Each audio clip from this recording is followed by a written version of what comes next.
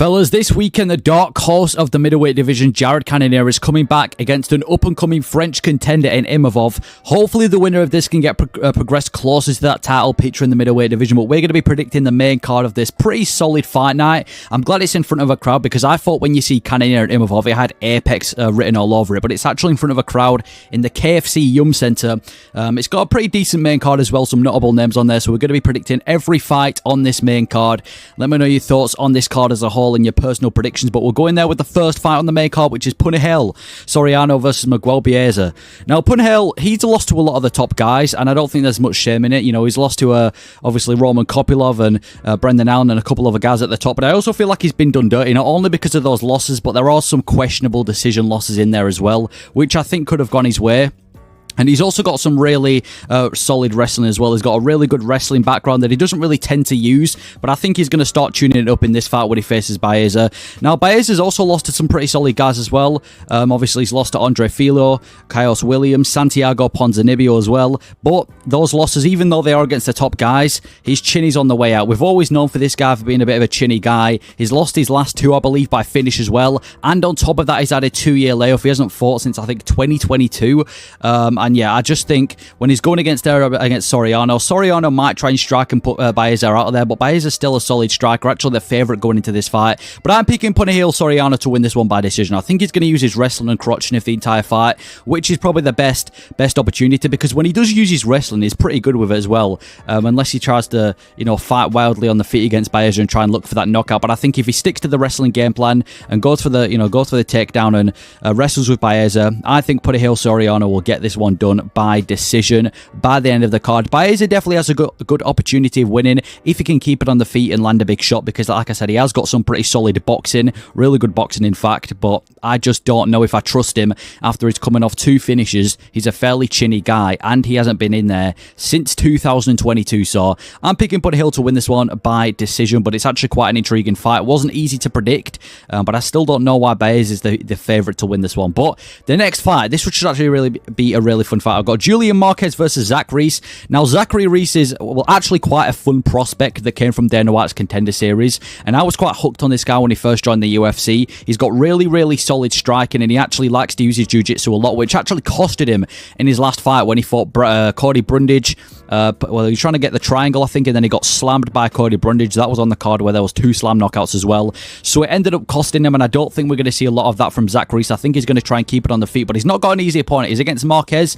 Marquez, he's on a 2-fight losing streak, but he's also got some pretty good wins as well. And to be fair, the guys that he lost to again ain't that bad. He lost to Marc Andre, he's now going to be fighting Joe Pyfer, and he lost to Gregory Rodriguez. Now, Marquez, I kind of see him as like a kill or be killed fighter. He's dangerous, he's finished most of the people he's beaten, and he's kind of like a fighter that tends to go to war. You're either going to put him out of there and finish him, or he's going to, put you out of there and finish you, but he does tend to fade towards the end of the fight. And even though he could overwhelm Zach Reese, because Zach Reese has only had like 7 professional fights, I think Marquez is going to do well early, and then later on in the fight, I think Marquez is going to tire out a bit, and I think that's where we're going to see Zach Reese stick to the game plan pretty well, start landing some big shots on Marquez, and I think we're going to see Zach Reese put him out there in the 3rd round. So I am going Zach Reese to win this one by TKO in the 3rd round. Still a really good prospect, and I feel like even though he did lose to Cody Brundage, it was a bit of a bad loss because obviously he got slammed, but so far, his MMA career has looked really promising, so it's a bit of a fun striking matchup. If Marquez can get out there early and manage to finish Zach Reese, that's a big statement, make him win.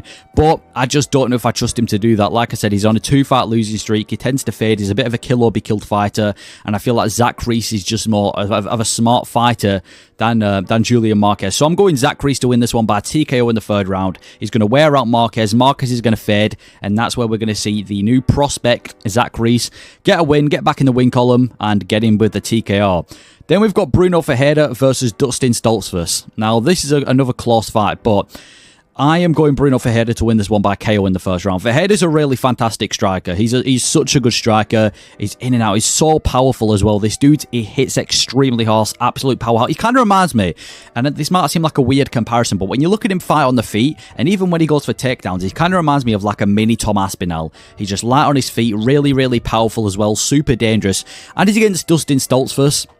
Now, Dustin Stoltzfus, He's lost 3 of his last 5, and like I said, like with the other guys on this card as well, they're not against bums. GM3, obviously Abbas Magomedov as well, which he got finished in like pretty quickly as well. It was like 20 seconds. It was really short when he got finished by Magomedov, but he hasn't lost to bums, and I think he's still a really well-rounded guy, and he started to use his wrestling a lot more, but I think if he loses this fight, it may be him getting cut from the UFC, which kind of says the state of this guy's career. I think Stoltzfus is going to try to take it to the mat, which is probably his best opportunity, because if he tries striking with Ferreira, he's probably going to get put out. And I do think Ferreira is going to be successful in defending that first takedown. And I feel like the first round, it might be a bit slow paced for the first half of that first round. But then I feel like later on in that fight, we're going to see Ferreira land a big shot and sleep Stoltzfus out cold. Stoltzfus will get cut from the UFC, and Ferreira will progress with his career. Ferreira has lost in the UFC, but he lost to Ruziboyev, who just fought Buckley. That's how big of a step up he got. And people are calling Ruziboyev like the new big prospect in the welterweight division. So there's no shame in that.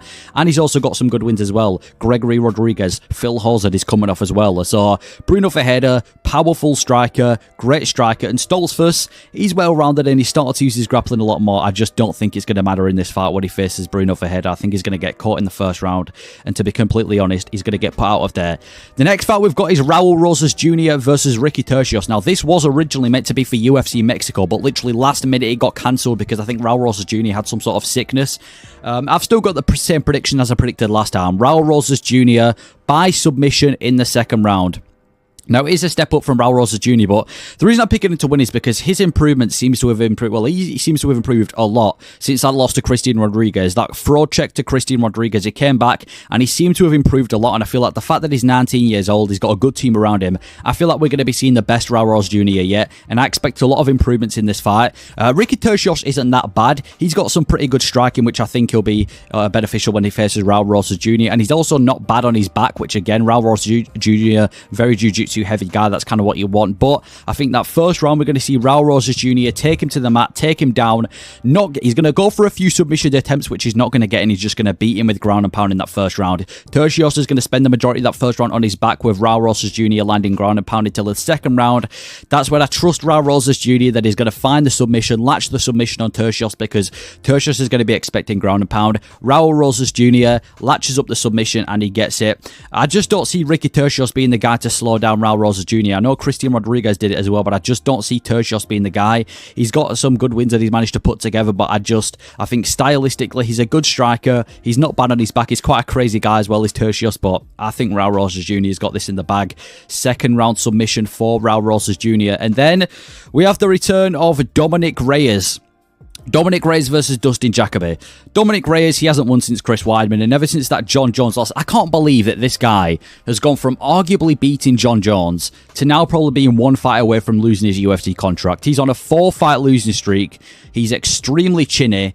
He's washed, and even though he has lost to the top guys in all fairness, Yuri Prohaska, former champion, Jan Blachowicz, former champion, John Jones, greatest of all time, the Ryan Spann was kind of the loss that, made me realize that Reyes ain't there anymore. He got KO'd by a jab by Ryan Spann, who might be the most inconsistent fighter in the light heavyweight division, and his fight IQ is terrible. They got KO'd by him, and I just don't know if I trust Dominic Reyes anymore. Even though he's a good striker and he's a fairly solid guy, the chin is letting him down a lot. But I don't know if Dustin Jacoby is going to be the guy to take him out of there.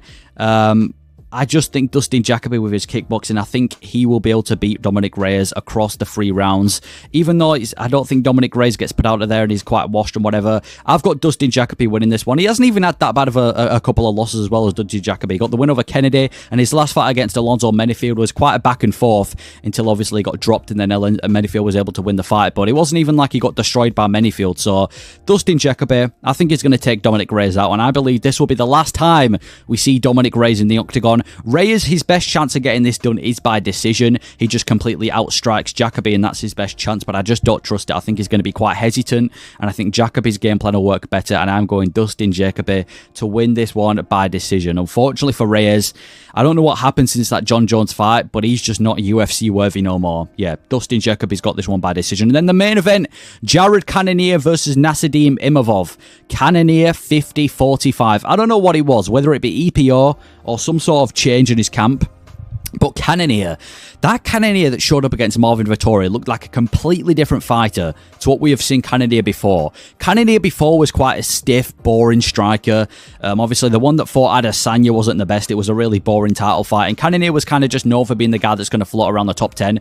And then he got the win over Sean Strickland, which in hindsight, even though it was a close fight, was really impressive now that the way Sean Strickland's doing. And then he goes out there and absolutely destroys Marvin Vettori, battered him. I think he got a significant strike record in the middleweight division as well. He looked insane, and yes, it's been a year since then and he's 40 years old, but I don't really want to look into his age too much because Cannonier's last performance is one of his best yet, and even these other wins as well. Kelvin Gastelum, he absolutely brutally destroyed Derek Brunson as well, and then you look at Imavov, he's got that good win over Roman Dolidze, but apart from that, it's not that impressive. I mean, the Buckley fight was what it was, and Imavov is a really good striker, don't get me wrong, but I've just got to go Cannonier to win this one. Imavov wasn't able to get it done against Strickland. The Curtis fight, obviously, it was a no contest. Can't really look into that one too much, but it's going to be a close fight. It's going to be I say it's a close fight, but I think Cannonier wins all the rounds. Like, I don't think Cannonier is going to go out there and just 10-8 him every round. I think the striking exchanges are going to be close, but I think Cannonier just going to get going. He's going to be high output, high pressure.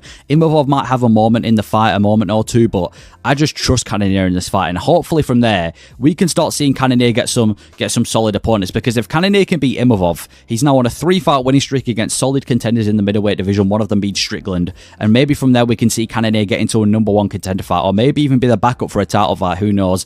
Like I said, Imavov is a really good striker, but this Cannonier that we've been seeing recently is a completely new Cannonier. Imavov hasn't overly impressed me, even though he looked good against Dolidze. That's Dolidze at the end of the day. He was coming off a loss to, I think it was Marvin Vettori.